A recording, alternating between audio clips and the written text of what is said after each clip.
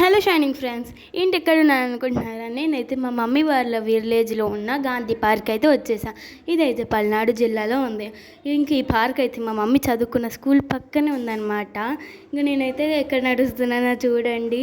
ఇంకా తర్వాత మేమైతే ఒకటిగా స్లైడ్ ఆడుకుందామని వచ్చాము అసలు.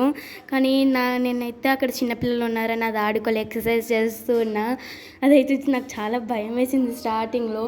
ఇంకా నా వెనకాల ట్రైన్ పాస్ అవ్వడం నాకైతే చాలా నచ్చింది అనమాట.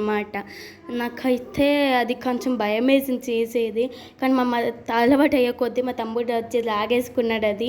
ఇంకా సర్లే అని వేరే దగ్గరికి వెళ్ళాను.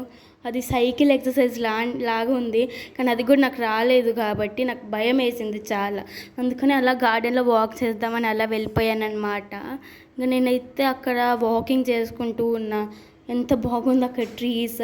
నాకైతే కూల్ వెదర్గా అనిపించింది, చాలా బాగుంది.